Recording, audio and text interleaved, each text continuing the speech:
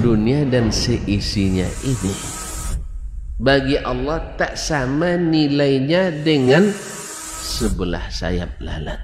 Barang siapa yang beramal untuk akhiratnya, Allah akan cukupkan baginya urusan dunia. Sayati zamanun 'alan nasi as-sabiru fihim qalqabit al-jamarah. Akan ada satu masa di akhir zaman yang berpegang teguh dengan agamanya seperti orang yang sedang memegang bara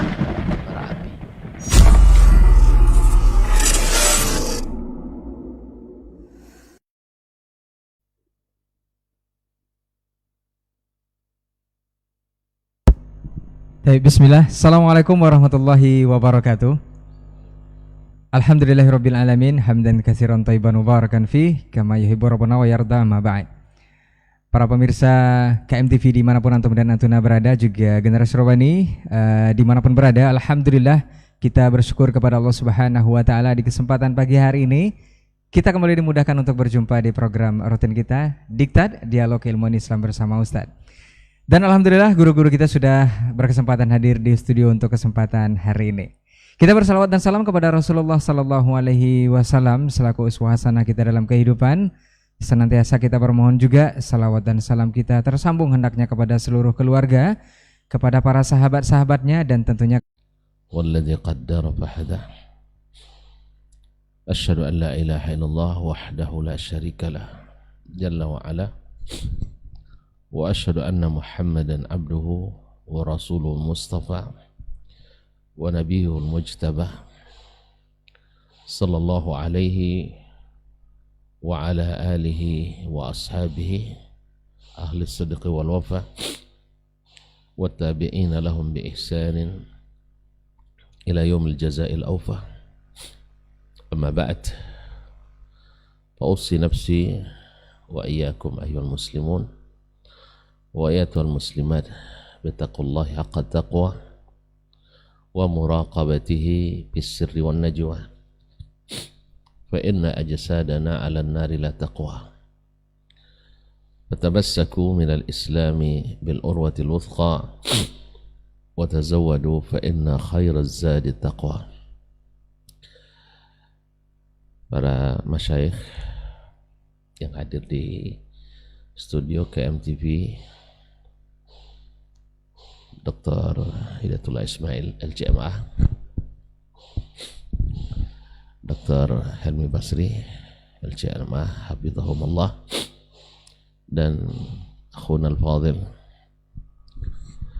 was-sadiq al-wafi Ustaz Reynardi Amran, dan kawan-kawan yang bertugas di studio KMTV dan Rabbani 91.1 FM, dan yang kami muliakan, kami hormati para pemirsa, para pendengar, para tuan guru, asatizah, dan kaum muslimin dan muslimat, al-mustami'in wal mustami'at wal musyahidin wal musyahidat.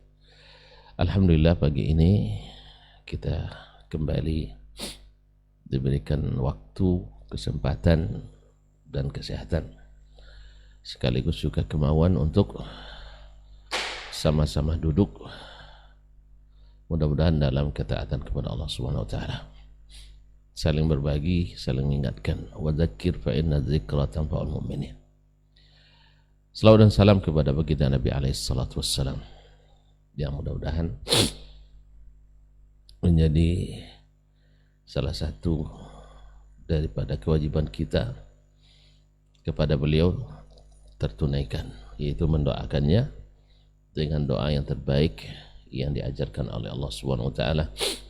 Innallaha wa malaikatahu yusholluna 'alan nabi ya ayyuhalladzina amanu shallu 'alaihi wa sallimu taslima.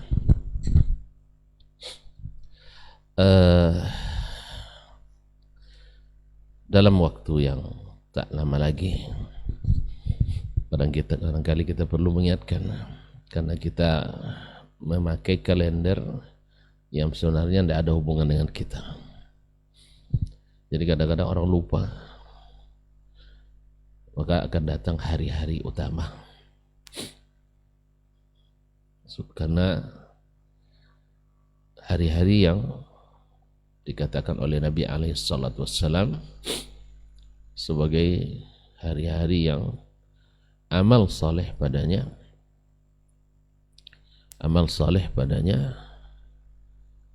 tidak ada yang lebih baik daripada amal saleh yang dilakukan pada 10 hari pertama bulan Zulhijjah ini.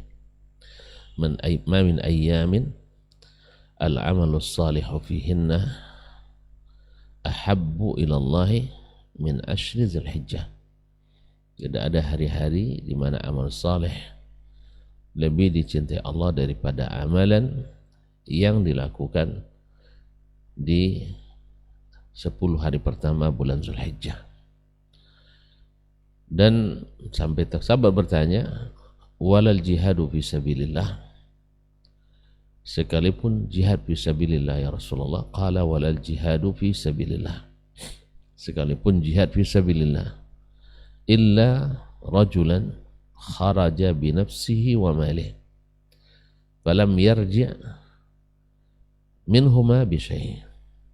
Orang yang kecuali yang mujahid yang pergi berjihad dengan dirinya sendiri dan hartanya sendiri, kemudian tak satu pun yang kembali, artinya mati syahid. Ini amalan yang tidak bisa dikalahkan di bulan atau di hari-hari pertama bulan Zulhijjah. Maka para ulama menyebutkan seperti kata Syekhul Islam rahimahullah, bahwa 10 hari pertama Zulhijjah itu lebih besar, lebih agung, lebih utama daripada 10 hari terakhir bulan Ramadan. Dan malamnya 10 malam terakhir bulan Ramadan lebih afdal daripada 10 malam pertama bulan Zulhijjah. Jadi ada amalan malam lebih afdal di 10 hari terakhir, 10 malam terakhir bulan Ramadan, sedangkan amalan-amalan siang maka di 10 hari pertama bulan Zulhijjah lebih utama. Ma'asyil kiram yang dirahmati Allah Subhanahu wa taala. Dan sama-sama ketahui bahwa yang di antara yang menambah dan keistimewaannya dari bulan atau 10 hari pertama bulan Zulhijjah ini, karena dia termasuk hari-hari di antara bulan-bulan haram. Inna iddatas syuhuri indallahi 12 syahran fi kitabillahi yawma khalaqas samawati wal arda minha arba'atun hurum. Sesungguhnya bilangan bulan di sisi Allah dalam kitabullah sejak diciptakannya langit dan bumi adalah 12 bulan. 4 di antaranya adalah bulan-bulan haram, dan salah satunya ada bulan Zulhijjah. Min hikmatillahi tabaraka wa ta'ala, bahwa Allah jadikan 3 bulan berturut-turut, yaitu bulan Zulqa'dah dan bulan Zulhijjah ke bulan Muharram. Kita lihat orang-orang dulu berhaji, jarak paling jauh, jarak tempuhnya ada lebih kurang sebulan. Termasuk orang tua kita dulu naik kapal. Kalau pergi ke Mekah, pulang pergi 3 bulan. Sebulan perginya, sebulan berada di tanah suci Mekah dan Madinah, dan sebulannya kembali ke tanah air.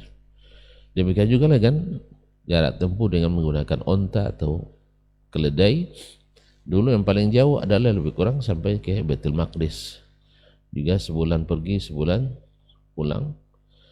Dan itu menjamin keamanan jemaah. Karena orang-orang sejak zaman jahiliyah lagi, sebenarnya sejak adanya manusia di atas permukaan bumi, bahwa di bulan-bulan haram itu diharamkan untuk melakukan kezaliman, sehingga mereka di perjalanan itu aman. Dan orang-orang jahiliyah sendiri, seperti disebutkan oleh para ahli sejarah, bahwa mereka bila sedang perang berkecamuk lalu terlihat hilal bulan haram, serta mereka hentikan peperangan. Bila seseorang melihat pembunuh ayahnya di depan matanya di bulan haram, dia tidak akan mengganggunya. Jadi subhanallah, demikianlah Allah syariatkan bulan ini sehingga mereka sebulan berangkat masuk ke tanah haram aman. Wa man dakhalahu kana aminah. Siapa yang masuk ke tanah haram aman, karena di tanah haram dan di bulan haram maka wajib menjaga kesucian bulan dan kesucian tempat, kesucian masa dan kesucian tempat.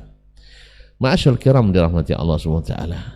Maka di bulan ini adalah bulan-bulan hari-hari pertama bulan Zulhijjah adalah bagian dari hari-hari bulan haram. Dan yang menambah keutamaannya pula bahwa di bulan ini disebut pula dengan Asyhurul Hajj. Al-Hajju Asyhurum Ma'lumat. Haji itu adalah beberapa bulan yang terbilang.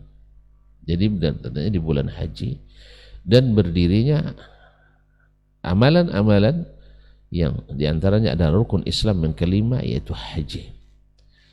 Oleh itu Nabi SAW menjadikan hari-hari ini adalah hari-hari berzikir kepada Allah Subhanahu wa taala. Hari-hari berzikir kepada Allah Subhanahu wa taala sebagai tanda memuliakan hari-hari di bulan atau 10 hari pertama bulan Zulhijjah ini.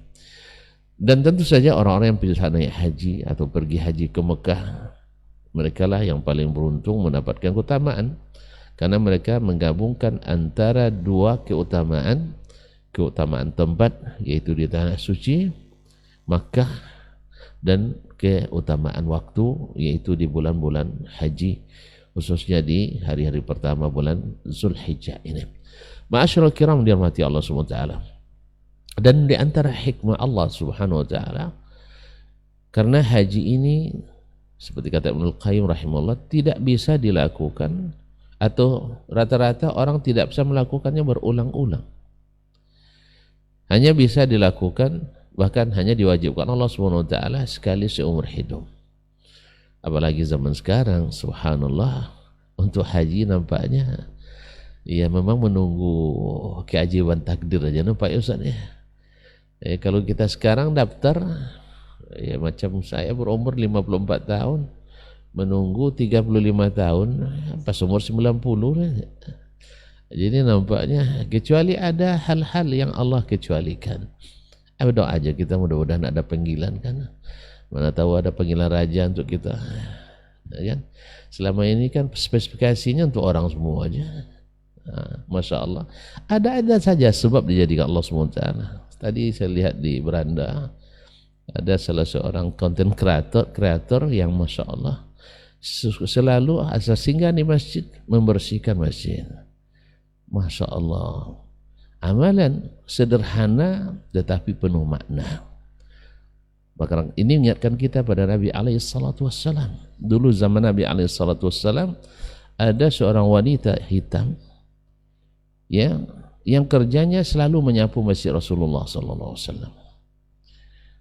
Waktu itu dia meninggal di malam hari, karena dia tidak orang terpandang, orang wanita kulit hitam pula, dah tua pula, meninggal. Mereka kuburkan tanpa memberitahu Rasulullah SAW. Akhirnya Nabi SAW siang harinya tidak melihat lagi ibu itu. Lalu dia bertanya, kemana si fulana? Lalu dikabarkan dia sudah meninggal Rasulullah malam tadi. Kenapa? Apalah adzan tumuni? Kenapa kalian tidak saya tahu? Kami tidak ingin mengganggu Rasulullah SAW. Lalu Nabi katakan, dulluni ala qabriha. Tunjukkan saya di mana kuburannya.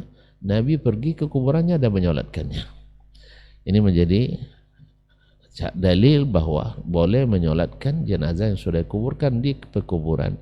Ini kadang bagi yang tidak paham jadi bahan olok-olok pula. Katanya tidak boleh solat di kuburan.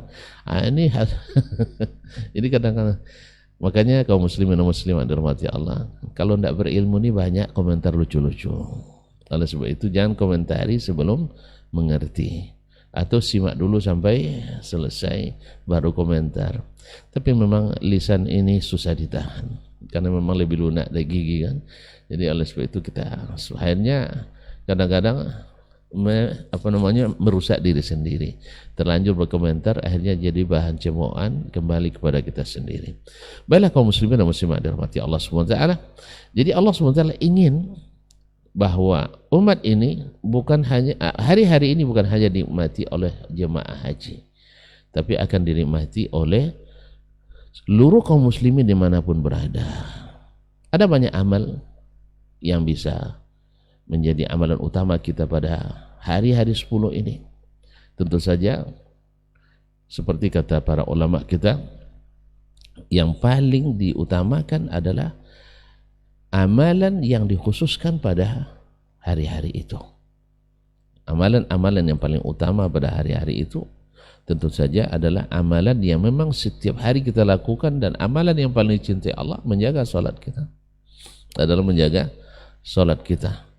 Bahkan bagi yang tidak bisa haji,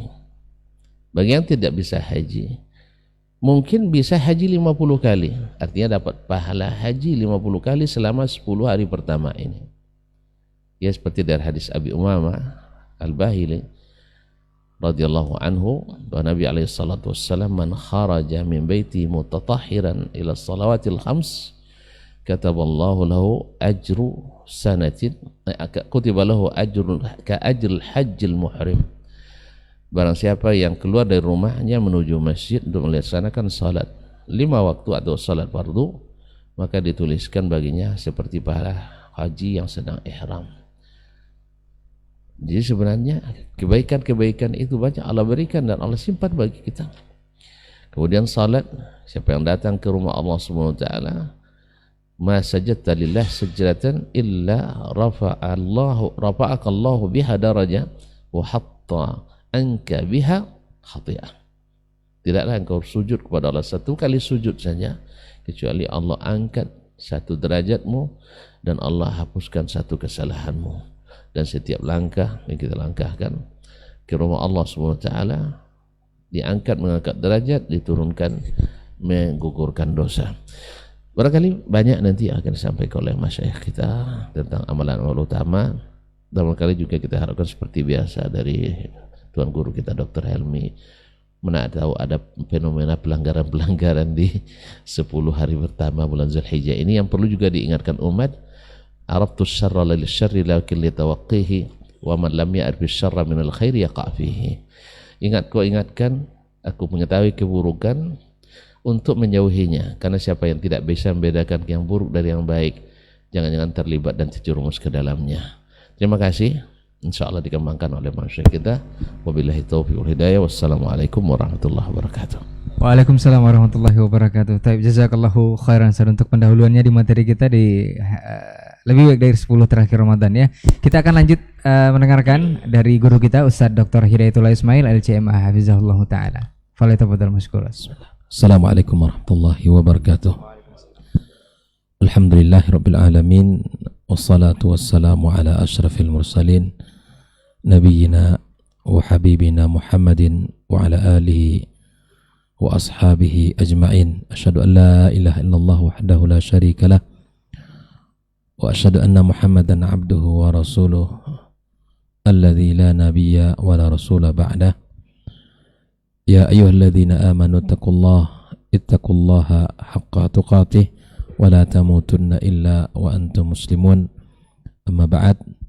Guru kita yang kita muliakan Dr. Dasman Yahya Ma'ali LCMA dan guru kita Dr. Helmi Basri LCMA, semoga Allah SWT selalu menjaga guru-guru kita. Allah berkahi keluarganya dan Allah berkahi seluruh usaha dakwahnya dan seluruh aktivitasnya. Para ikhwan sekalian, teman-teman yang berada di studio, Pak Direktur, Pak Cip Bayali, dan Akh Rai dan Abi Aldian, serta Akh Mulia Abadi, dan seluruh pemirsa, saudara-saudari, Bapak Ibu dimanapun berada, semoga senantiasa dirahmati Allah Subhanahu wa ta'ala.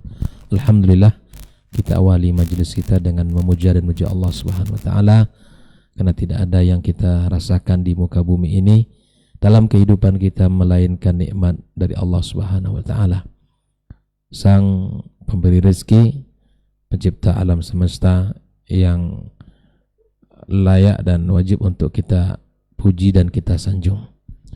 Mudah-mudahan kita selalu bersyukur padanya dengan cara menggunakan nikmat-nikmat itu dalam kebaikan dan ketaatan. Dan tentunya juga kita berharap sisa dari usia kita ini selalu diberi taufik di dalam ketaatan dan mendekatkan diri kita kepadanya. Kedua, ucapan salawat dan salam senantiasa kita sampaikan pula untuk junjungan kita Muhammad sallallahu alaihi wasallam. Allahumma salli wa sallim ala Muhammadin wa ala ali Muhammad. Semoga juga tersambung kepada keluarganya, kepada para sahabat dan siapapun di antara umat ini yang setia di atas jalannya sampai hari kiamat kelak. Ikhwafillah, tadi guru kita telah memberikan alas untuk pembicaraan kita pada pagi yang indah ini, memulai dengan ayat-ayat Allah Subhanahu wa taala dan hadis Nabi sallallahu alaihi wasallam yang berkaitan dengan pembicaraan kita pada hari ini. Ikhwas sekalian rahmati Allah, bulan Zulhijjah tentu bulan yang penuh dengan cahaya keberkahan, pahala dilipat gandakan, doa-doa diangkat ke langit, dan kebaikan-kebaikan itu terbuka bagi kita. Andaikan misalnya hari ini ada seorang pedagang yang mendapatkan kesempatan emas untuk menjual barangnya dengan bebas, dengan nilai yang tinggi dan tanpa batas, maka tentulah mereka tidak akan meninggalkan kesempatan itu. Begitulah hari yang Allah berikan kepada kita, hari-hari yang akan kita jelang beberapa hari ke depan adalah kesempatan emas untuk mendulang kebaikan dan pahala di sisi Allah Subhanahu wa taala. Ikhwatal kiram rahimakumullah. Allah Subhanahu wa taala menyebutkan wa rabbuka yakhluqu ma yasha'u wa yakhtar. Allah Subhanahu wa taala Rabbmu yang memiliki kehendak untuk menciptakan sesuatu dan memilih sesuatu. Allah Subhanahu wa taala menciptakan langit dan bumi. Allah juga menciptakan malam dan siang yang silih berganti. Di antara waktu yang beredar di dalam kehidupan kita ada hari-hari yang Allah Subhanahu wa taala pilih. Ya, Allah jadikan hari-harinya istimewa. Ada hari-hari yang Allah jadikan dalam sepekan, misalnya di hari Jumat yang merupakan Sayyidul Ayyam, hari yang terbaik bagi kita di dalam sepekan itu adalah hari Jumat, dan hari di mana sebaik-baik matahari terbit dalam sepekan adalah hari Jumat. Allah pilihkan itu untuk kita. Dan kemudian Allah Subhanahu wa taala juga menjadikan ada malam-malam terbaik adalah malam-malam 10 terakhir dari bulan suci Ramadan, ya, yang dimana Allah turunkan di dalamnya ampunan, Allah berikan pahala yang mengerjakan ketaatan dilipat gandakan kebaikan-kebaikannya. Sehingga Nabi kita alaihi salatu wassalam menyebutkan man qama lailatal qadri imanan wa ihtisaban ghufira lahu ma taqaddama min dzambi. Ini 10 malam terakhir, ya, di bulan suci Ramadan terdapat Lailatul Qadar. Ikhwan fillah, di dalam perjalanan kita juga ada 10 hari yang terbaik di siangnya. Itulah yang sedang kita bicarakan, dan Allah Subhanahu wa taala menyebutkan kenapa 10 awal bulan Zulhijjah ini istimewa, karena Allah bersumpah ya dengan firman-Nya wal fajar wa layalin ashar, demi waktu fajar dan demi malam yang 10. Nah, para ulama ya menyebutkan, di antaranya Imam Ibnu Katsir, bahwa maksud dari malam yang 10 itu adalah di 10 awal hari bulan Zulhijjah. Nah, kenapa disebut malam ini? Tetapi maksudnya adalah siang hari, karena memang ada penyebutan hari itu disebut malam oleh Allah Subhanahu wa taala. Ikhwatal kiram, 10 awal bulan Zulhijjah, di hari-hari bulan Zulhijjah ini hari-hari yang sangat agung. Maka mari kita lihat beberapa panduan amalan yang barangkali perlu untuk kita ingatkan kembali. Seperti yang disampaikan tadi, terkadang kita lupa dengan perjalanan waktu, pergantian masa, kita lupa dengan kebaikan-kebaikan itu. Di antara hal yang disunnahkan dan dianjurkan kita untuk mengerjakan adalah berpuasa.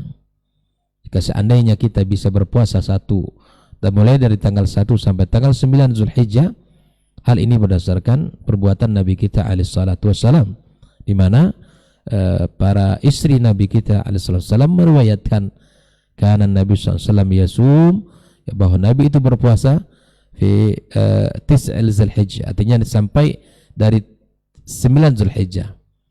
Nah, kalaulah seandainya kita memiliki keinginan dan semangat, maka kita boleh berpuasa, ya, berpuasa di 9 hari di awal bulan Zulhijjah, karena memang keutamaannya sangat tinggi untuk di siang harinya. Nah, di samping itu, kalaulah seandainya misal kita tidak bisa 9 hari, maka kita berpuasa di tanggal 9 yang merupakan hari Arafah. Ya, terdapat keutamaan yang sangat mulia di hari Arafah, bahwa keutamaannya adalah di mana Allah Subhanahu wa taala mengampunkan dosa tahun sebelum dan tahun sesudahnya berdasarkan hadis Nabi kita sallallahu alaihi wasallam. Jadi dosa-dosa ya diampunkan Allah Subhanahu wa taala hanya dengan berpuasa satu hari. Nah, tentunya puasa Arafah ini bagi kita yang tidak berangkat haji. Disinilah subhanallah bentuk kasih sayang Allah kepada kita. Mereka-mereka yang Allah berikan kesempatan untuk berhaji di tahun ini yang sudah berangkat, mereka mengumpulkan banyak kebaikan. Seperti yang disampaikan tadi, mengumpulkan kebaikan tempat dan kebaikan waktu. Ya, kebaikan tempat jelas, mereka bisa salat di Masjidil Haram, ya, salat di sana kita sudah tahu dengan pahala ya bimi'ati alfi salatin fi ma siwa. Ya, orang yang salat di 2 rakaat di sana, maka Allah berikan pahala yang besar, seperti 100.000 kali salat di tempat lain. Dan ini subhanallah keutamaan yang berangkat ke tanah suci. Dan mereka juga ya datang ziarah ke kota Madinah dan salat juga di sana. Yang biasanya jemaah haji kita diberikan space waktu lebih kurang 8 atau sampai 10 hari. Ya, 8 hari. Mereka salat di sana. Di Masjid Nabawi kita tahu keutamanya sangat besar. Bi alfi salatin fi ma siwa.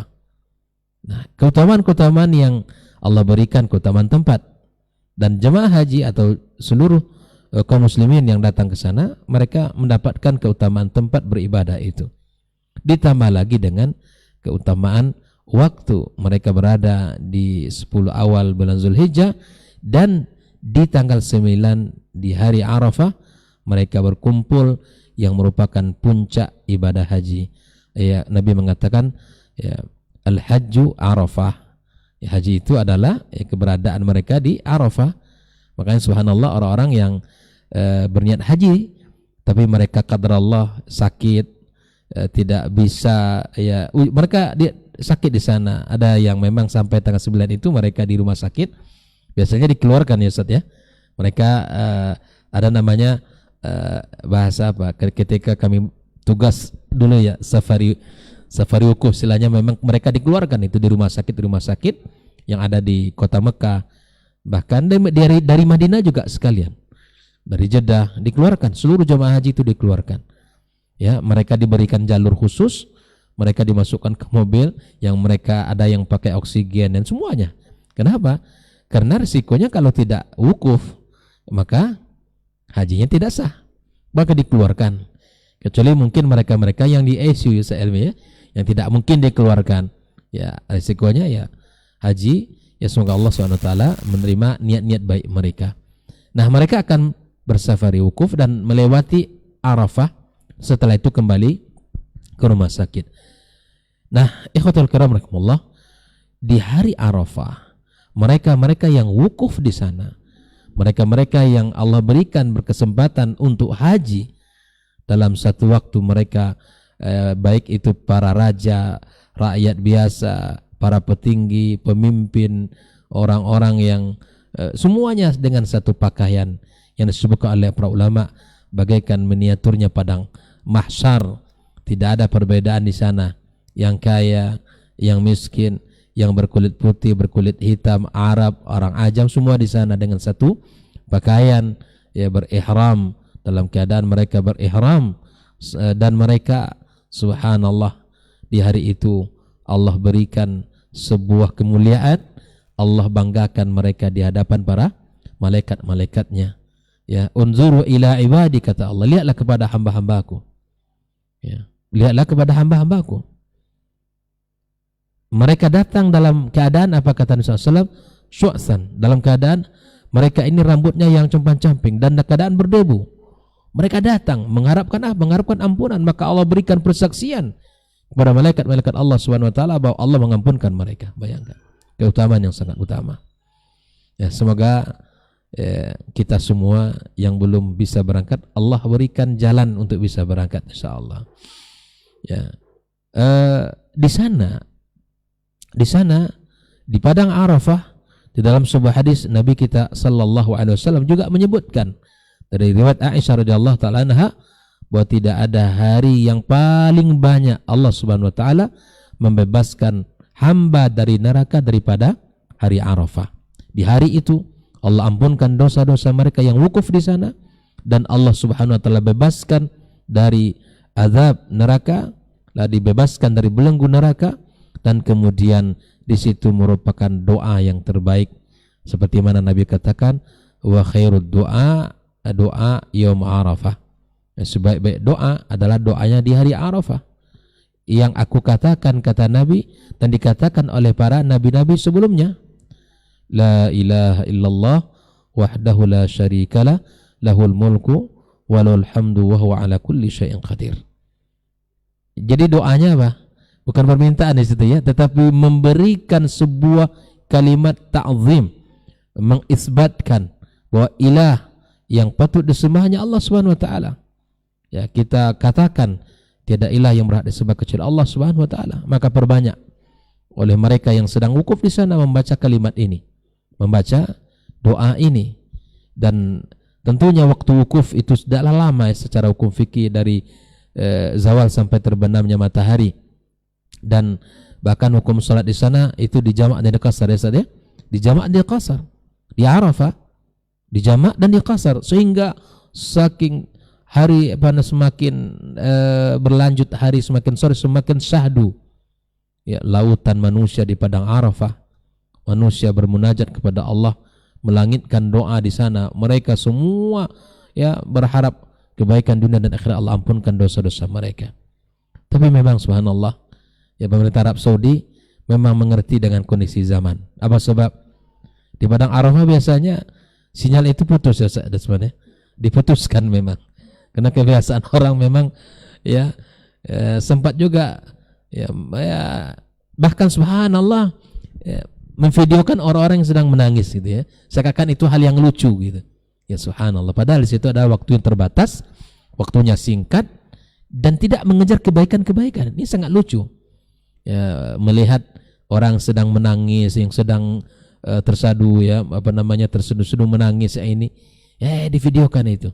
Bahkan mungkin orang buat konten pula di situ ya, untuk mencari kebaikan, dilakukan sesuatu yang tidak wajar dilakukan di sana gitu. Maka ini hari Arafah, begitu besar keagungan kemuliaannya. Orang doanya memuji Allah Subhanahu wa taala, dan mereka dibanggakan oleh Allah Subhanahu wa taala. Mereka di sana dibebaskan dari neraka Allah Subhanahu wa taala.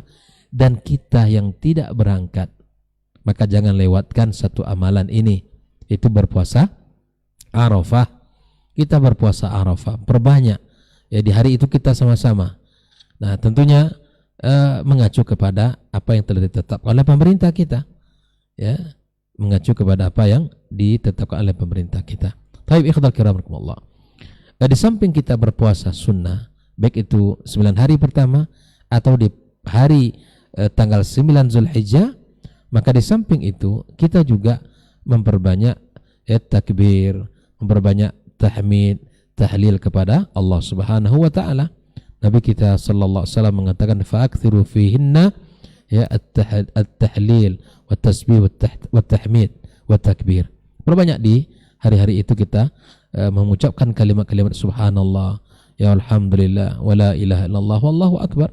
Kita ucapkan la ilaha illallah, kita hidupkan ya rumah-rumah kita, ya di kendaraan kita, di tempat-tempat kita bekerja, silakan kita untuk mengucapkan kalimat-kalimat ini.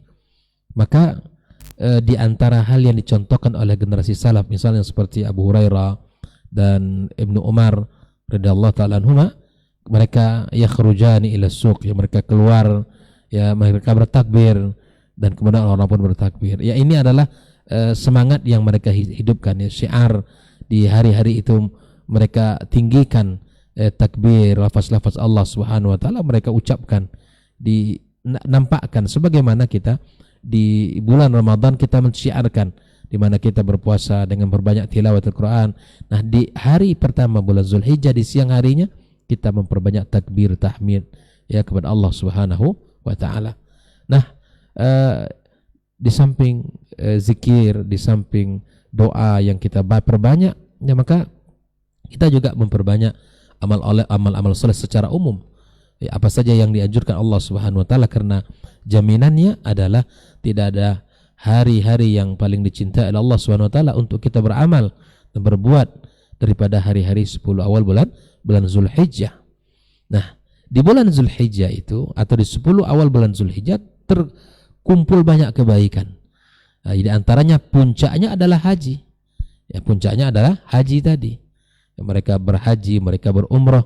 Di samping itu juga mereka atau kita semua secara umum berkorban yang merupakan tanda cinta kita kepada Allah Subhanahu wa taala. Karena sesungguhnya bulan Zulhijjah ini adalah bulan di mana kita melatih keikhlasan di dalam berkorban. Lihatlah Nabi Ibrahim alaihissalam ya dengan ikhlas mengorbankan putranya atas perintah Allah Azza wa Jalla. Dan lihat pula putranya Ismail alaihissalam dengan ikhlas menjalankan perintah tersebut. Betapa besar cinta mereka berdua kepada Allah Subhanahu wa taala. Betapa besarnya cinta mereka kepada Allah Azza wa Jalla, ya memberikan, mengorbankan sesuatu yang mereka cintai. Tentu banyak di dunia ini. Ya, kalau dulu Nabi Ibrahim adalah Ismail, lah kita hari ini mungkin harta kita, ya apa yang kita cintai hari ini, maka keluarkanlah ya uang kita untuk berkorban. Ya, sembelihlah hewan korban, karena di hari itu kita tumpahkan darah-darah hewan-hewan kita ya untuk Allah Subhanahu wa taala.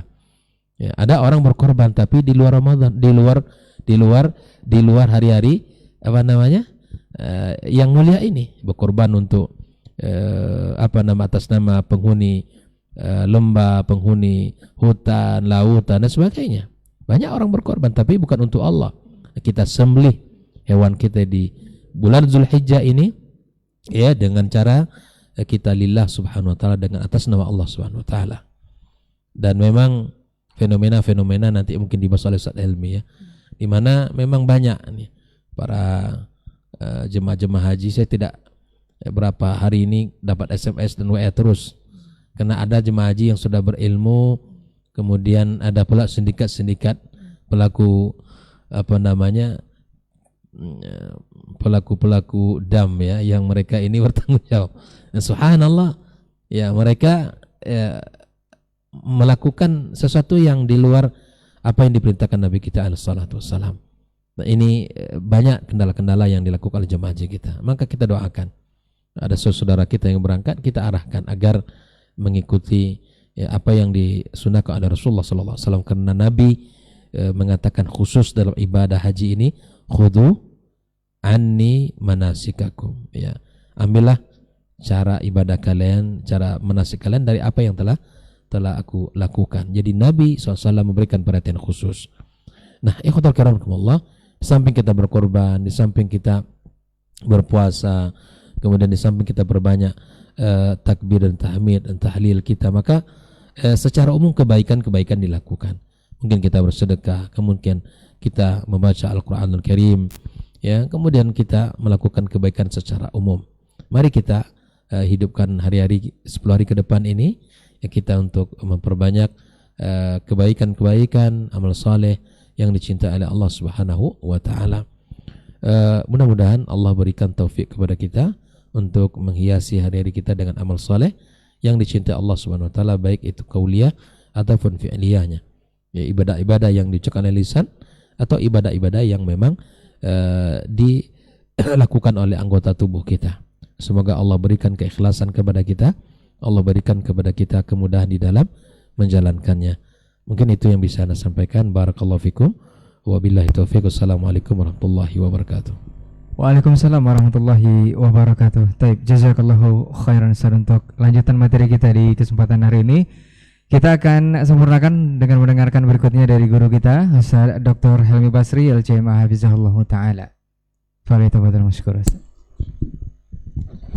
Bismillahirrahmanirrahim. Assalamualaikum warahmatullahi wabarakatuh.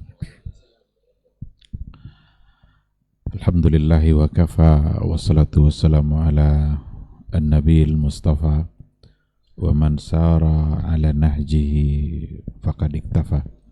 Asyhadu an la ilaha illallah wahdahu la syarikalah wa asyhadu anna Muhammadan abduhu wa rasuluh la nabiyya ba'da. Yang sama-sama kita hormati guru-guru kita, para masyayikh, Dr. Dasman, Dr. Hidayatullah. Semoga Allah menjaga keduanya dan selalu memudahkan mereka dalam berdakwah. Saudara Ray yang senantiasa bersama kita, ikhwah yang hadir di studio, dan para pendengar di Robani serta pecinta KMTV dimanapun berada. Pantas kita bersyukur kepada Allah Subhanahu wa Ta'ala pada pagi hari ini. Alhamdulillah kita kembali dimudahkan untuk mengisi waktu kita dengan yang mudah-mudahan ini bisa menjadi pahala, bisa menjadi ibadah, untuk membahas hal-hal yang menjadi bagian dari agama yang kita laksanakan, mencoba untuk mengenali hal-hal yang baik untuk kita laksanakan pada hari-hari yang baik. Mudah-mudahan kegiatan seperti ini senantiasa bertahan dan dimudahkan pula oleh Allah Subhanahu wa Ta'ala untuk melaksanakannya. Sebagai umat Nabi Muhammad Sallallahu Alaihi Wasallam, tentu kita juga harus senantiasa memberikan doa-doa baik untuk beliau. Beliau adalah orang yang tidak pernah putus hubungannya dengan kita, bahkan sampai nanti pada hari kiamat, pada hari akhirat kelak, pada saat anak, istri, suami, semua mereka hanya memikirkan diri mereka sendiri. Tapi justru Rasulullah SAW yang dicari dan ditanyakannya adalah umatnya.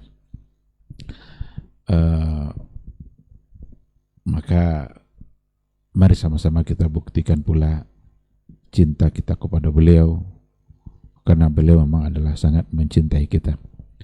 Mari sama-sama kita merindukannya, karena beliau memang sangat merindukan kita sebagai umatnya. Mudah-mudahan nanti di hari mahsyar kita bisa mendapatkan syafaat dari beliau yang tentu saja atas izin Allah Subhanahu wa Ta'ala. Ikhwati billah, sesuai dengan tema yang kita bahas pada pagi hari ini adalah 10 hari terbaik, bahkan lebih baik daripada hari-hari Ramadan, 10 terakhir Ramadan. Kemuliaan amalan itu bisa ditentukan dan disebabkan oleh dua hal. Ada kemuliaan amalan yang disebut atau yang disebabkan oleh kemuliaan tempat. Istilahnya adalah syaraful makan. Mulia karena berada pada tempat yang mulia. Ibadah-ibadah yang dilakukan di Masjidil Haram itu tentu berbeda dengan ibadah-ibadah yang dilakukan pada tempat-tempat yang lain. Salat yang dilakukan di Masjidin Nabawi itu tidak sama dengan salat pada masjid-masjid yang lain. Yang membuat dia menjadi mulia itu adalah tempatnya, syaraful makan. Tetapi ada pada bagian yang kedua disebabkan oleh kemuliaan waktu yang diistilahkan pula dengan syarafuz zaman. Amalan akan menjadi sangat berharga dan tinggi nilainya di sisi Allah kalau seandainya berada pada masa-masa yang mulia tadi itu. Seperti bulan Ramadan berbeda dengan bulan-bulan yang lain. Nah, termasuklah di antaranya yang amalan-amalan menjadi mulia disebabkan oleh waktu dan masa, itu adalah amalan-amalan yang dilakukan pada 10 awal Zulhijjah. Tadi sudah disampaikan hadisnya oleh guru-guru kita, ma min ayyamin al-amalu salihu fihinna ahabbu ilallah min hadhil ayyam, ay al-ayyam al-ashr. Ada sahabat yang bertanya, walal jihadu ya Rasulullah, walal jihad. Tidaklah ada hari-hari di mana amal-amal soleh itu sangat dicintai oleh Allah Subhanahu wa Ta'ala, di mana kecintaan Allah pada amal soleh itu melebihi pada hari yang lain, dan hari-hari itu adalah hari 10 awal Zulhijjah, yang bahkan amal soleh di situ bisa mengalahkan amal jihad. Kecuali kata Nabi, kalau ada orang yang keluar dari rumahnya untuk berjihad, dia dengan diri dan hartanya, lalu dia tidak kembali ke rumahnya, berarti itu memang tidak bisa dikalahkan. Berjihad langsung dengan diri dan hartanya, dan tidak pula pulang, berarti mati syahid, sebagai syahid. Ini berarti memang lebih tinggi. Adapun selain itu berarti bisa terkalahkan oleh amal-amal yang ketika dilakukan pada awal Zulhijjah. Dalil ayat saya kira tadi juga sudah disampaikan, wal fajri wal layalin ashr wa yazkuru ismallah fi ayyamin ma'lumat, dan supaya mereka senantiasa berzikir mengingat Allah fi ayyamin ma'lumat. Sebagian besar ulama tafsir mengartikan ayyamin ma'lumat itu diantaranya adalah hari-hari di awal-awal Zulhijjah. Dalil dan segala macamnya itu sudah dipahami bersama, tinggal lagi bagaimana kita bersemangat untuk melaksanakan amalan-amalan amal saleh di 10 awal Zulhijjah. Kalau diperkirakan awal Zulhijjah itu hari Kamis mungkin saja, lebih kurang ya, mungkin tergantung keputusan. Tapi kalau tidak salah 1 Zulhijjah mungkin, kalau enggak Kamis ya, sekitar Kamis, sampai nanti 10, berarti 1 sampai 10. Inilah hari-hari yang terbaik ternyata. Untuk amal-amal saya kira tadi sudah banyak, tapi ada hal-hal yang perlu kita pahami bersama. Ada hal-hal yang utama untuk kita lakukan sebelum kita memperbanyak amal soleh itu sendiri. Yang pertama adalah at-taubatun nasuh. Bagaimana kita bertaubat kepada Allah Subhanahu wa Ta'ala, kembali kepada Allah, akui segala macam bentuk dosa dan kesalahan kita, memohon ampun kepada Allah, memperbanyak istighfar. Istighfar itu rahmat yang luar biasa yang ada dalam syariat Islam. Karena dengan beristighfar itu membuat kita bisa terhindar dari semua bentuk azab dan siksaan Allah Subhanahu wa ta'ala. Dalam ayat juga dikatakan seperti itu, tidaklah Allah menyiksa mereka wa maka Allahu liyu'azibahum wa anta fihim. Itu saja. Tidaklah Allah menyiksa mereka selagi kamu berada di tengah-tengah mereka. Wa maka Allahu mu'azibahum wa hum yastaghfirun. Dan Allah juga tidak akan pernah menyiksa mereka selagi mereka beristighfar. Jadi Ibnu Abbas mengatakan ada dua nikmat yang ada pada ayat ini. Yang pertama, nikmat keberadaan Nabi itu sendiri di tengah-tengah para sahabat, membuat mereka tidak pernah diberikan azab seperti yang pada umat-umat sebelumnya. Maka tidak ada azab-azab yang diturunkan pada masa jahiliyah pada umat Rasulullah SAW. Padahal mereka durhakanya luar biasa. Tengok Abu Jahal, bagaimana menentang dakwah Nabi. Tapi karena Nabi ada di tengah-tengah mereka, Allah tidak siksa mereka. Beda sama umat Nabi Nuh, umat Nabi Lut, umat Nabi Musa, itu diturunkan azab. Maka nikmat pertama kata Ibnu Abbas adalah keberadaan Nabi sendiri. Dan nikmat yang kedua itu adalah nikmat istighfar.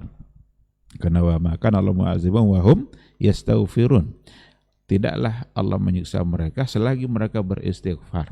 Jadi selagi beristighfar Allah juga tidak akan mengazab dan menyiksa mereka.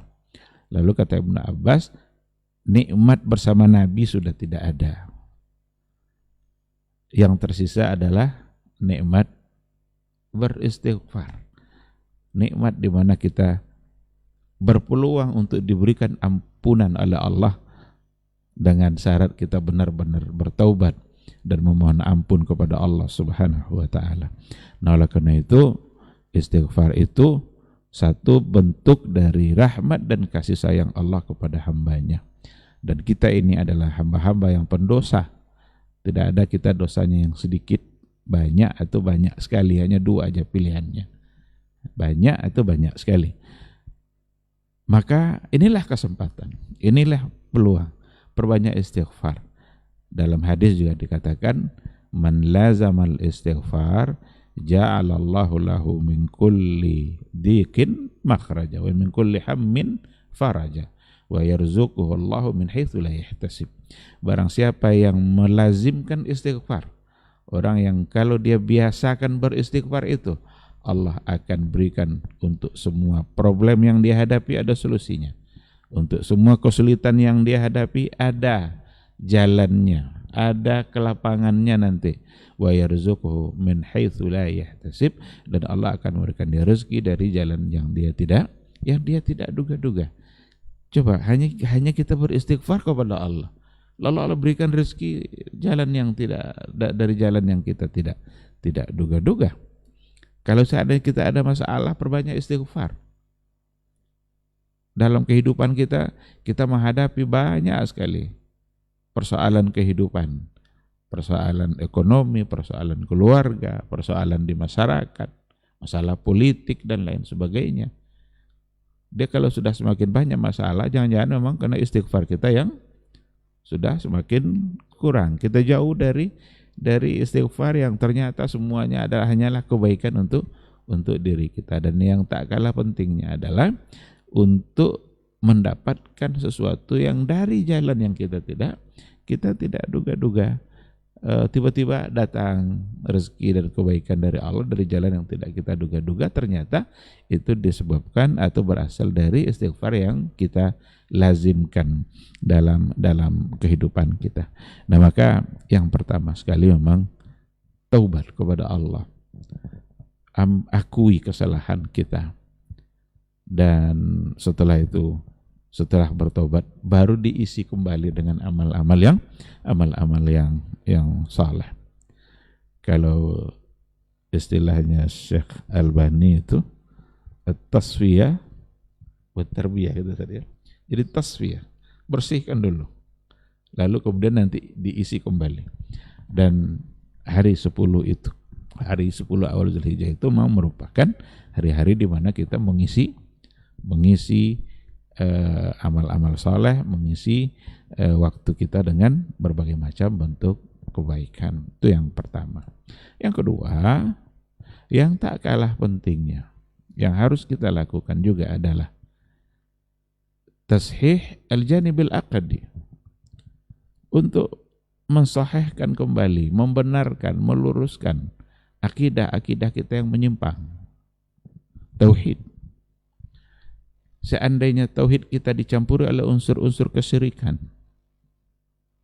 bertaubatlah kepada Allah, tinggalkan itu semua. Bersihkan akidah kita dari hal-hal yang menyimpang. Karena nanti ketika tauhid kita sudah dicampuri oleh kesyirikan, memang amal soleh itu menjadi tidak berarti. Karena syirik itu akan menghapus amal soleh kita. La in asyrakta la yahbatanna amaluk. Jika engkau berbuat syirik, maka batallah amalmu. Kita berharap untuk mendapatkan surga Allah.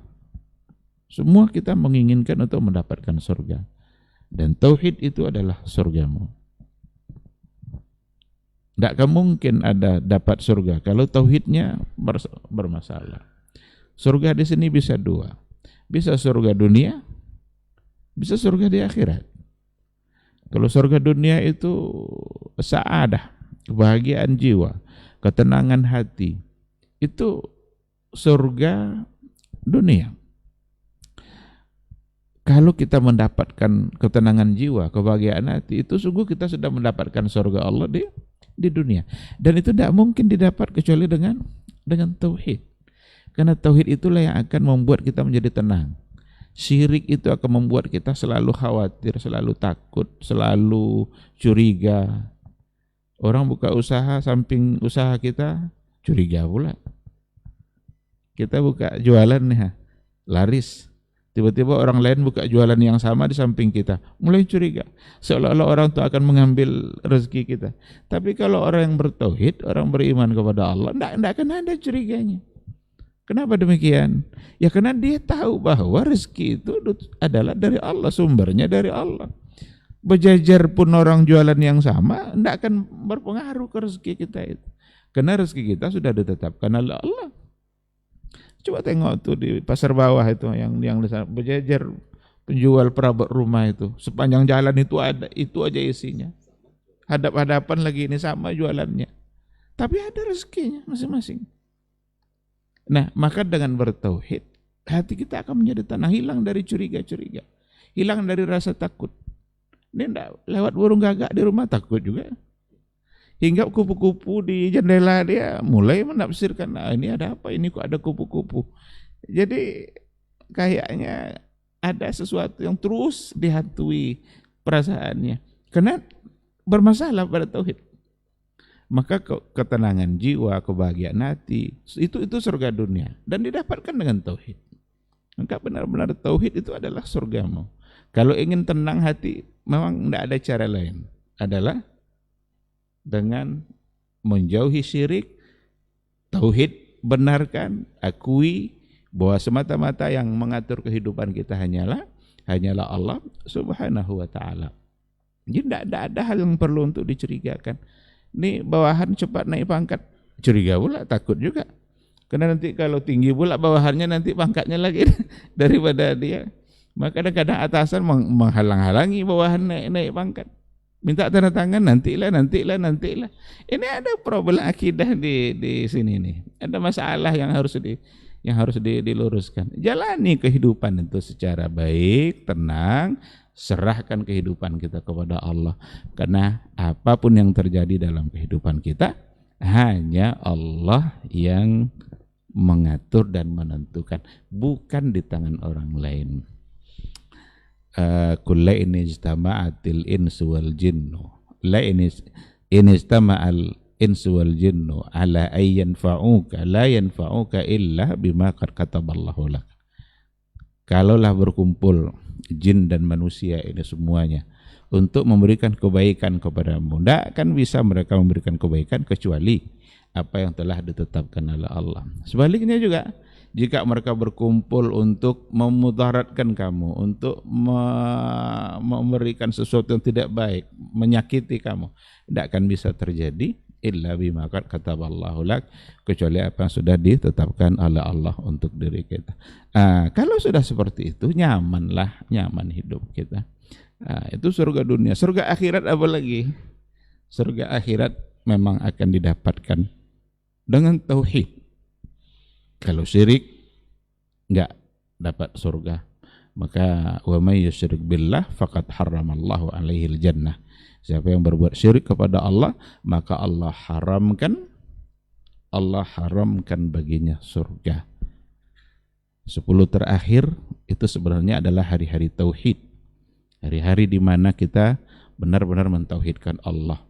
Tengok orang yang berhaji, kata yang paling banyak terucap oleh mereka saat mereka memulai ihram untuk umrah, nanti baru ihram untuk haji, itu adalah kata-kata tauhid.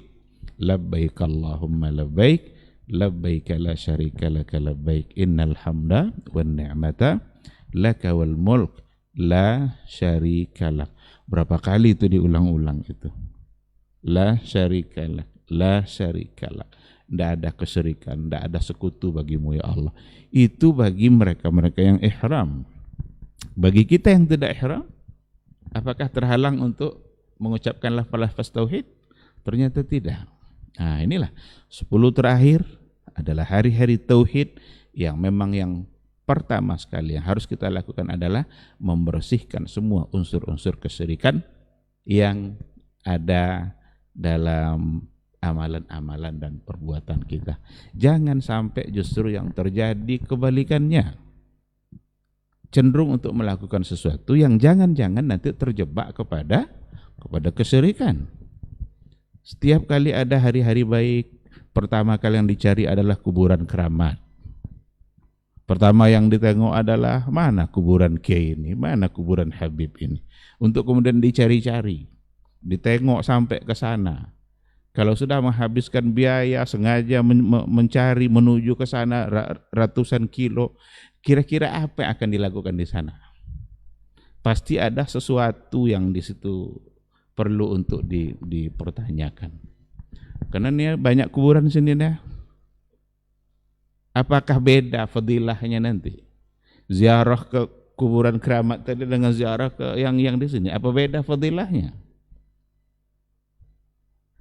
Kalaulah bukan karena ada keyakinan-keyakinan di situ, tidak mungkin mereka mengorbankan diri dan harta untuk sampai ke sana. Pasti karena kalau sudah di sana berdoa mungkin akan lebih dikabulkan. Kalau di sana nanti kita bisa titipkan doa ke dia, karena dia adalah orang soleh. Kalau nanti sampai ke sana begini, kalau kuburan ini siapalah, kita tidak kenal orangnya. Ini yang kita khawatirkan. Seandainya memang seperti itu, berarti di situ ada unsur kesyirikan. Padahal ini adalah hari-hari di mana kita mesti jauh dari perbuatan syirik. Hari di mana kita mesti harus membersihkan tauhid kita untuk kemudian nanti amal-amal soleh yang kita laksanakan itu bisa diterima oleh Allah Subhanahu wa taala. Karena seperti yang kita katakan tadi, jika engkau berbuat syirik, maka batallah amalanmu. Nah, jadi dua hal ini saya kira sangat penting. Taubat secara benar, akui kesalahan kita kepada Allah, kemudian benarkan tauhid kita, lalu isilah hari-hari kita dengan berbagai macam bentuk ibadah yang tadi saya kira sudah disampaikan. Ada banyak sekali amal soleh, bahkan semua amal soleh akan menjadi bernilai. Karena Nabi sendiri yang mengatakan, ma min ayyamin al-amalu salih fihinna ahabbu ilallah. Tidak ada hari di mana amal soleh padanya. Amal soleh di sini Rasul tidak sebutkan apa amal solehnya, tapi yang jelas masuk ke dalamnya semua amal soleh yang kalau kita laksanakan bisa mengalahkan amal jihad. Begitulah tingginya keutamaan-keutamaan. Dan contoh-contohnya ya kita tengok apa yang dilakukan oleh para sahabat. Para ulama-ulama mengajarkan kita. Kita tengok referensi-referensi yang berasal dari hadis-hadis yang sahih. Itulah yang akan kita amalkan. Walaupun kadang-kadang terasa aneh. Contoh umpamanya, takbir itu kan ada yang takbir mutlak istilahnya saya. Ada yang takbir mutlak, ada yang takbir muqayyad. Kalau kita tengok hadis Nabi, Abu Bakar As-Siddiq itu ternyata bertakbir itu dari awal Zulhijjah. Dia keluar untuk bertakbir dan yang lain nengok beliau bertakbir ikut pula bertakbir. Artinya mengumandangkan kata tauhid, Allahu Akbar. Dan itu bebas waktunya. Ini yang disebut mutlak itu. Bisa dilakukan mulai dari awal Zulhijjah. Cuma kalau di kita ini kan kadang-kadang kalau tidak bersama-sama tuh kayaknya ambil mic lalu dipimpin oleh satu imam ikut sama-sama. Kalau tidak seperti itu kayaknya bukanlah takbir. Padahal kan bisa aja pribadi-pribadi.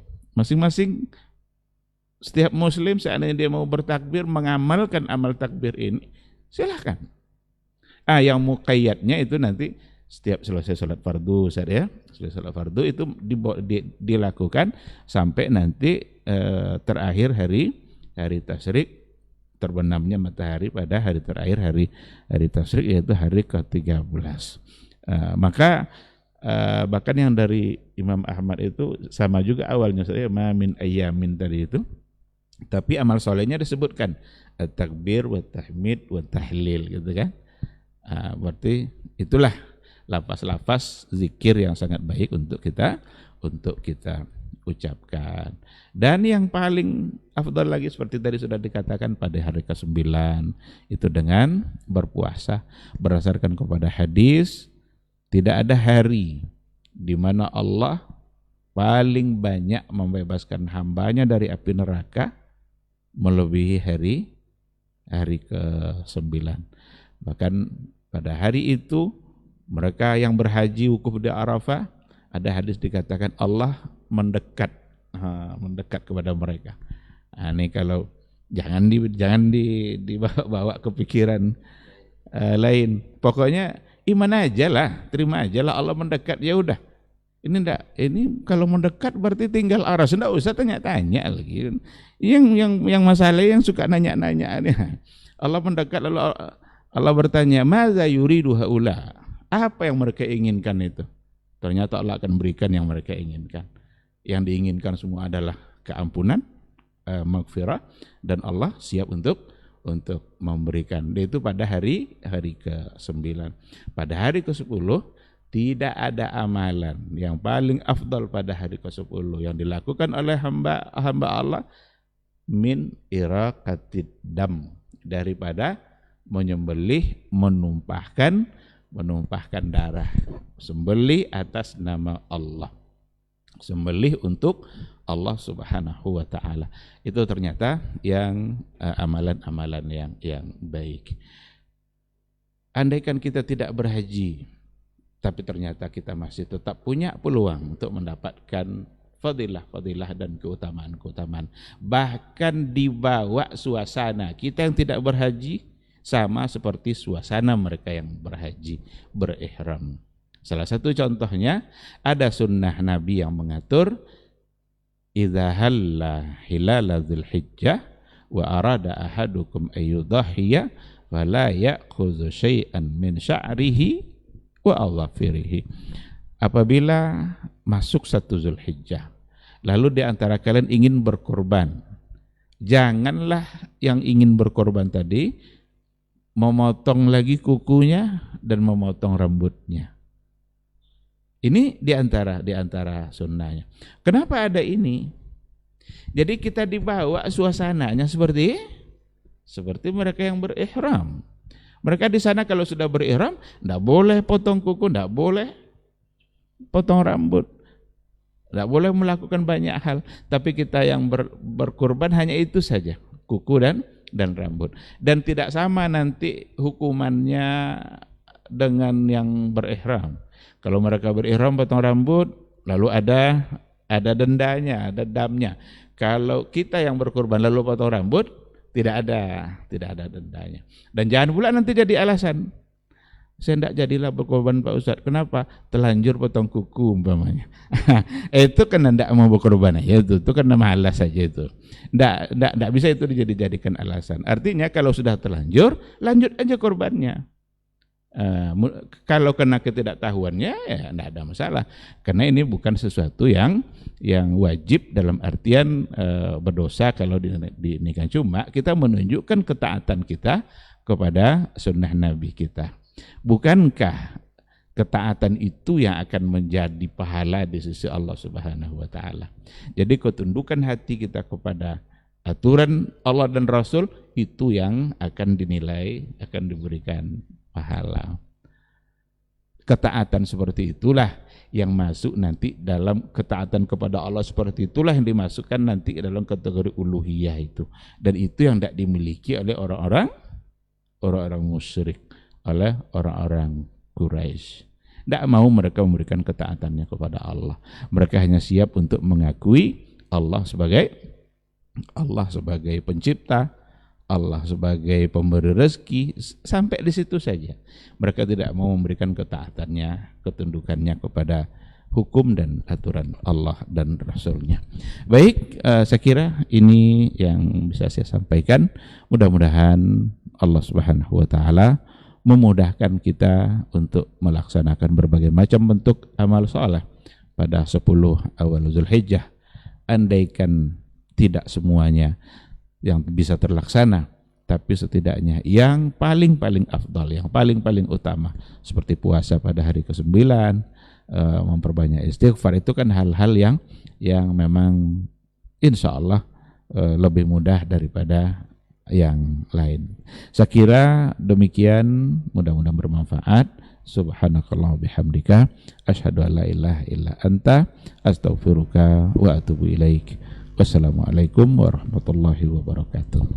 Waalaikumsalam warahmatullahi wabarakatuh. Taib, barakallahu fiik, jazakallahu khairan Ustaz. Kepada guru-guru kita yang sudah memaparkan tema kita untuk hari ini, dan bahasanya adalah lebih baik dari 10 terakhir Ramadan. Mudah-mudahan apa yang sudah disampaikan tadi dari guru-guru kita bisa kita ambil manfaat dan juga ilmuna, dan paling penting adalah bisa kita amalkan atau terapkan dalam kehidupan sehari-hari.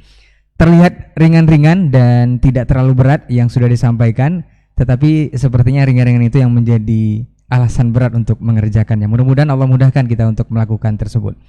Baik, kita bacakan ada satu pertanyaan Ustaz, sepertinya sebelum kita tutup majelis ini. Dari Padang, Sumatera Barat, Pak Andi. Assalamualaikum Ustaz. Ustaz, ana Andi di Sumatera Barat, Padang, mau bertanya.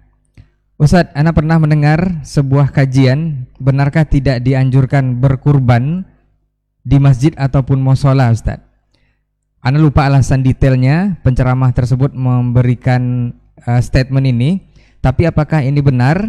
Terus bagaimana cara kita mengurus kurban kita, khususnya di saat ini Ustaz? Nah,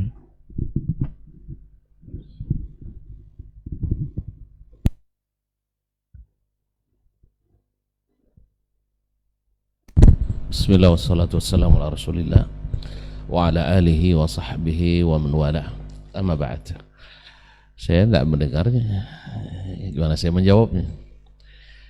Tapi kalau pada asalnya memang kurban itu dilaksanakan di rumah masing-masing.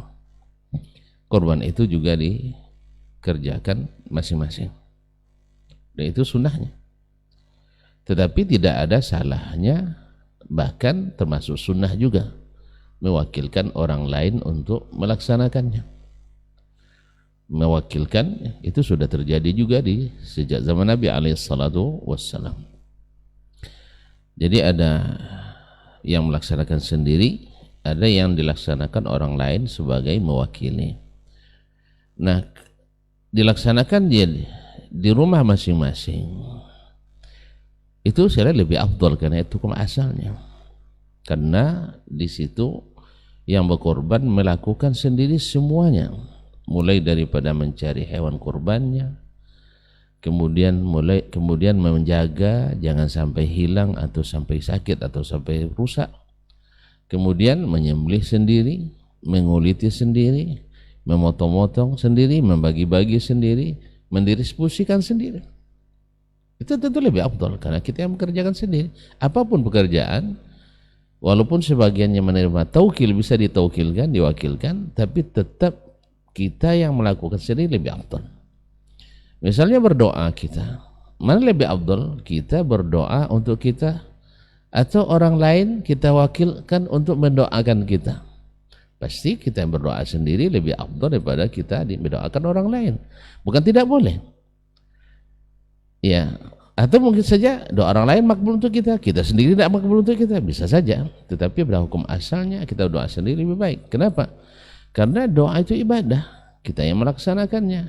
Kalau orang lain yang berdoa untuk kita, dia yang beribadah, kita tidak. Oleh sebab itu, makanya ya segala sesuatu yang bisa kita dirikan sendiri lebih afdal. Atau musim haji misalnya, melontar jumrah bisa diwakilkan, tetapi kita yang melakukan sendiri lebih afdal. Demikian juga menyembelih di hari nahar, boleh diwakilkan tapi kita laksanakan sendiri lebih afdal. Tetapi jangan karena boleh diwakilkan kita lepas. Oleh sebab itu sebagian ulama kontemporer hari ini katanya tidak boleh kita berkorban di tempat lain. Kenapa? Karena kita tidak ikut melaksanakannya. Karena menyembelih, menyaksikan itu, minimal menyaksikan itu harus dilakukan oleh orang yang berkorban. Kalau tidak terasa. Apalagi orang-orang kaya yang mengeluarkan duit 2.500.000, 3 juta, itu baginya seperti ya melepas apa aja. Tapi kapan terasa ketika kita melakukan sendiri? Mungkin dari sebab ini Ustaz itu mengatakan tidak dianjurkan untuk berkorban di masjid. Kemudian di sisi lain, setelah berkorban berhari-hari nanti, bau darah, bau bangkainya akan terasa dan mengganggu orang untuk sholat di masjid itu. Kadang-kadang apa nak masjid pak? Dia berbaun kan, berbaun katanya. Jadi alasan pula bagi yang malas-malas ke masjid. Oleh sebab itu maka lebih afdal di rumah masing-masing. Belum lagi pelanggaran-pelanggaran lain yang barangkali selama waktu pelaksanaan kurban dimutar musik-musik dangdut Arab yang dianggap sebagai musik Islami. Ya, musik Islami. Tidak sedikit lagu-lagu Arab diragukan oleh orang-orang telanjang di sana, tapi di sini menjadi sholawatan. Nah, itu juga termasuk pelanggaran. Belum lagi campur aduk, ikhtilat laki-laki perempuan di dalam masjid. Nah, ini juga mungkin disihat dari situ. Karena pada umumnya kaum muslimin kita di negeri ini secara khusus banyak yang tidak paham adab di masjid. Adab di masjid. Ya, kadang-kadang mohon maaf, kita kadang-kadang latihan baca Quran di masjid tapi dicampur-campur laki-laki perempuan, berhadapan pula. Nah, daripada ini dosa seperti ini dilakukan di masjid, lebih baik dilakukan di luar misalnya. Lebih ringan dosa daripada dilakukan di masjid. Mungkin dari sisi ini, karena melihat pelanggaran-pelanggaran itu membawi dari ilmu fasid muqaddam ala jalbi al-masalih. Dan yang lebih parah lagi adalah dia kurban di masjid tapi zuhur tidak sholat di masjid. Orang sholat mereka nyincang-nyincang, motong-motong, bincang-bincang, merokok-merokok dan sebagainya. Bahkan ada yang tidak sholat. Dan ini juga tolong mohon maaf ya kepada para pengurus, para panitia, tolong jangan sampai yang tidak sholat menyembelih. Setidaknya menghilang keraguan. Karena orang yang tidak sholat itu tidak sah sembelihannya menurut pendapat jumhurul ulama. Apa sebab? Karena meninggalkan sholat dengan sengaja keluar dari Islam. Ya, walaupun masalahnya ada khilafnya, jadi untuk lebih hati-hati, ihtiyat, mana tahu yang benar adalah pendapat jumhur yang mengatakan siapa yang tidak sholat itu keluar dari Islam, nanti sembelihannya tidak sah. Makanya hati-hati mencari para penyembelih. Tukang potong-potong tidak apalah, ini tukang sembelihnya, tukang timbang tidak masalah lah. Jadi yang menyembelih itu memang harus pastikan bahwa dia benar-benar orang Islam. Ya, jangan ada hal-hal lain yang membuat dia diragukan keislamannya. Ini juga barangkali jadi catatan bagi ustadz yang barangkali mengatakan itu tidak dianjurkan dilakukan di masjid. Jadi kadang-kadang bahasa tidak dianjurkan dipahami oleh orang tidak boleh. Ya, tidak boleh. Padahal bukan tidak boleh. Tapi nanya, yang selanjutnya belum lagi pelaksanaan yang kadang-kadang tidak sesuai syariat. Ya, pada asalnya wakil ini dia sukarela. Walaupun sebenarnya boleh dibayar. Tahun ini panitia itu boleh dibayar, tetapi bukan dari kurban. Yang bilang tidak boleh dibayar. Bahkan, mohon maaf, kalau dia tidak melaksanakan wajib dibayar. Ya wajib dibayar, tapi jangan diambil dari kurban. Sebab kurban itu milik Allah. Dia yang berhak membaginya. Sama dengan kita kalau mati harta itu balik ke pemilik asli, Allah Subhanahu wa taala. Dia yang berhak membagi kepada ahli waris. Kalau tuan-tuan punya harta nak bagi menurut keinginan sendiri, tolong bagi sebelum mati. Karena orang mati tidak bisa bagi-bagi lagi. Yang membagi adalah yang hidup. Nah, yang memiliki harta setelah kita mati kembali ke pemilik aslinya, Allah Subhanahu wa taala. Dia yang berhak membagikannya kepada keluarga kita yang tinggal. Istri dapat 1/8 kalau ada anak, atau 1/4 kalau tidak ada anak. Anak laki-laki dapat 2 bagian dari anak perempuan, dan seterusnya. Nah, kalau tuan-tuan tidak menaati ini, berarti durhaka pada Allah. Demikian juga upah dari pelaksanaan itu diambil dari pelaksana kurban, orang yang berkurban, karena semua itu pekerjaan dia. Sekarang dikerjakan oleh panitia kurban. Dia yang harus cari barangnya, harus selektif dalam memilih. Ini digantikan oleh panitia. Dia yang harus pelihara sampai hari disembelihnya. Ini kerjaan dia, digantikan oleh panitia. Kemudian apa lagi? Dia yang harus sembelih, dan ini harus digantikan oleh panitia. Dan sampai membagi kepada yang berhak, ini adalah pekerjaannya yang digantikan oleh panitia. Maka wajib dia membayar. Kalau tidak, saya laksanakan sendiri. Nah, sebenarnya panitia sudah berbaik-baik ini. Cuman kadang-kadang karena kurang ilmu, akhirnya ambil bagian daripada itu. Mereka tidak nyebut upah, Ustaz. Cuman kupon panitia dan tukang jagal. Nah, warnanya beda dan muatan juga beda. Apapun namanya, tapi hakikatnya adalah upah. Sebab apa? Gara-gara dia bekerja dapat pembedaan bagian. Walaupun namanya tidak upah, tapi hakikatnya upah, dan ini haram, tidak boleh dilaksanakan. Solusi banyak. Kalau dia minta upah daging, maka kita belikan kerbau, kita sembelih, atau sapi atau kambing, kita sembelih. Ini bukan kurban, khusus untuk upah. Tapi bukan kurban. Kurban itu hak Allah. Tapi daging yang kita sembelih untuk upah itu hak kita. Oleh sebab itu maka ini harus diketahui oleh para panitia. Jangan gara-gara ingin berbuat baik, ingin berbuat yang bagus, tapi ternyata tidak bagus. Perlu juga saya naikkan di sini, pembagian di masjid kadang-kadang juga tidak prosedural. Dengan alasan keadilan, dibagi sama banyak. Padahal sama banyak belum tentu adil. Sama banyak belum tentu adil. Saya punya anak 2, satu di Madinah, satu di pesantren. Tentu dikasih juga 1 kilo. Ini Hidayat 5 anaknya, semua di rumah. Yang sekolah pun balik juga ke rumah. Dikasih juga 1 kilo. Jadi beliau sekali makan tidak cukup. Saya 3 kali makan tidak habis. Itu tidak adil. Makanya saya usulkan, ini usulannya kepada panitia korban, tolong dideteksi atau jadi data penduduk itu, rumah ini berapa anggotanya, nanti diklasifikasikan. Yang 10, 9, 8, nah, kemudian nanti berapa daging dijumlahkan. Kalau seandainya pas per kepala sebanyak itu, 1 orang 1 kilo. Jadi yang 10 anggota 10 kilo, yang 8 anggota 8 kilo, yang setengah anggota setengah kilo. Dan itu yang adil, bukan bagi sama banyak. Ini usulan saya. Oleh sebab itu kembali jawabannya tadi bahwa bukan tidak boleh, tetapi mungkin karena terlalu banyak pelanggaran-pelanggaran, akhirnya dia ingin kembalikan ke asalnya, yaitu dilaksanakan sendiri. Wabillahi taufik. Sudah terjawab Ustaz ya? Alhamdulillah. Taib. Ustaz ada tambahan? Cukup? Taib.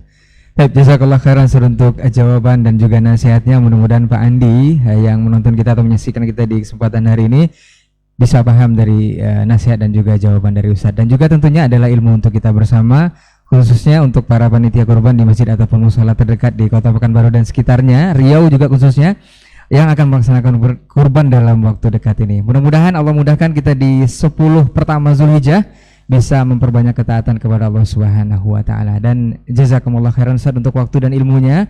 Semoga Allah mudahkan di pekan berikutnya kita akan bersama guru-guru kita kembali untuk membahas tema yang berbeda. Sampai jumpa. Mohon maaf untuk segala salah kata dan kekhilafan. Kita tutup dengan doa kafaratul majelis. Subhanakallahumma wa bihamdika asyhadu an la ilaha illa anta astaghfiruka wa atubu ilaik. Wassalamualaikum warahmatullahi wabarakatuh.